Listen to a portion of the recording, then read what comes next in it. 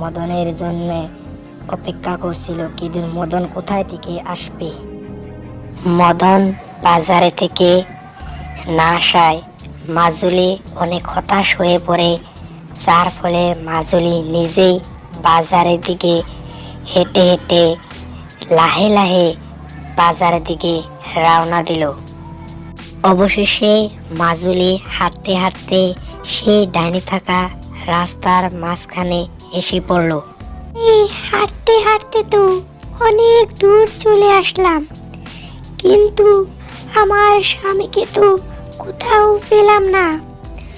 এখন আমি কি করব? আমার স্বামীকে কোথায় খুঁজবো? এই রাস্তাটা তো অনেক নির্জন, কাউকে তো দেখতে পাচ্ছি না। রাস্তাটায় অনেক নির্জন, মানুষও নেই। আর আমি কোথায় যাব? আমি কোথায় যাব? আমার স্বামীকে কোথায় পাবো? অবশেষে মাজুলির অনেক কান্না গ্রামের মানুষ শুনে গ্রামে থেকে একজন মানুষ মাজুলির দিকে লাহে লাহে হেঁটে মাজুলির কাছে আসলো। সে মানুষটার সাথে সাথে একটা মধ্যবিত্ত শাশুমা সেখানে উপস্থিত হলো। তার সঙ্গে একজন মহিলাও সেখানে উপস্থিত হলো। আরে আরে, আপনি এভাবে কাঁদছেন কেন? আপনার কি হয়েছে? এভাবে গ্রামের মাঝখানে এসে আপনি কাঁদছেন, কি হয়েছে আমাদের বলেন। আরে আপনি এভাবে চুপ করে থাকলে আমরা কিভাবে বুঝবো আপনার কি হয়েছে? আমাদের অনুগ্রহ করে বলুন কি হয়েছে। মানুষজনের কথা শুনে মাজুলি অবশেষে বলে উঠল, কাল সকালে আমার স্বামীকে আমি বাজারে পাঠিয়েছিলাম বাজার করার জন্যে, কিন্তু আমার স্বামী বাজারে থেকে আর ফিরে আসেনি। সন্ধ্যা হয়ে গেছে, তবুও ফিরে আসেনি। আমি অনেক চিন্তায় পড়ে গেছি, সেই জন্যে আমি হাঁটতে হাঁটতে এখানে চলে এসেছি। আপনারা কিছু করুন, আমার স্বামীকে খুঁজে দিন। আমার স্বামী ছাড়া আমার ঘরে কেউ নেই। তারপরে সব গ্রামবাসীরা মিলে একটা কথা ভাবলো যে তান্ত্রিককে আনতে হবে তার স্বামীকে খুঁজে পেতে হলে। অবশেষে তারা তান্ত্রিকের কাছে গেল। তান্ত্রিক বাবা, অনেক বিপদে অনেক কষ্টে আপনার এখানে এসেছি একটা কথা বলার জন্যে। আমাদের গ্রামে থেকে একজন মানুষ উধাও হয়ে গেছে, আপনি কিছু করে দিন না।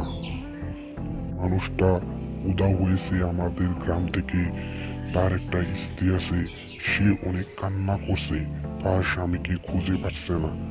অনুগ্রহ করে আপনি যদি তার স্বামীকে খুঁজে দিতে পারতেন অনেক উপকার হতো। তারপরে তান্ত্রিক বাবা ভেবে বলল, ঠিক আছে, চিন্তার কোনো কারণ নেই। আমি আগে আপনাদের সেই জায়গাটায় নিয়ে যান যেখান থেকে সে মানুষটা উধাও হয়েছে।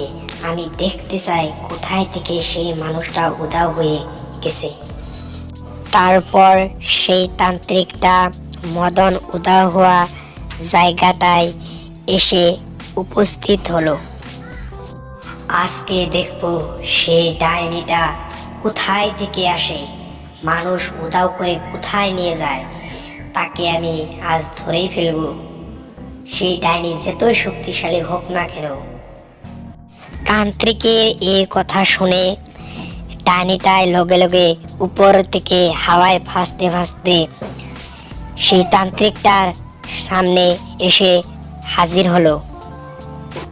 আরে তুই আমাকে কি করবি? তোর কথা আমি শুনে নিয়েছি, তুই আমাকে কিছু করতে পারবি না। তুই কোন তান্ত্রিক? তোর কোনো তান্ত্রিক আমার কাছে চলবে না।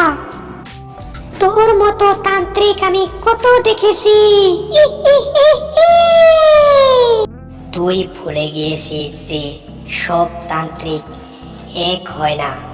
যদি সব তান্ত্রিক এক হতো তাহলে তোর দরে ডাইনি এই পৃথিবীতে থাকতো না, তোকে আজ আমি বিনাশ করেই ছাড়বো। তান্ত্রিকের কথা শুনে ডাইনি অনেক ভয় পেয়ে যায়। আরে তান্ত্রিক, তুই আমাকে কিছু করিস না, আমি এখানে আর কোনোদিনও আসবো না। তুই আমাকে ছেড়ে দে, তুই আমাকে ছেড়ে দে। তান্ত্রিকটায় ডাইনির কোনো কথাই শোনে না, আর লাহে লাহে ডাইনির কাছে সে ডাইনির মাথায় মেরে দিল। মাথায় মারার ফলে ডাইনিটা মাটিতে পড়ে যায়, আর ডাইনি সেখানেই মৃত্যু হয়। আর কোনো মানুষেরই এই গ্রামে ভয় করতে হবে না, ডাইনিকে আমি বিনাশ করে দিয়েছি। ডাইনি আর এই গ্রামে কোনোদিনও আসতে পারবে না। এই গ্রাম কেন, এই পৃথিবীতে ডাইনি কোনোদিন আসতে পারবে না। তার অস্তিত্ব আমি এখানে আজ শেষ করে দিলাম। গ্রামবাসীরা অনেক সুখ শান্তিতে এখন এই সমাজে বাস করতে পারবে, আর কোনোদিনও এই রাস্তা থেকে মানুষ কোনোদিন উধাও হবে না। সব মানুষ এখন মুক্ত ডাইনির হাতে থেকে। সব কথা বলে তান্ত্রিকটাই সেখানে থেকে চলে গেল। তারপরে গ্রামবাসীরা অনেক সুরক্ষিতভাবে গ্রামটাতে বাস করছিল।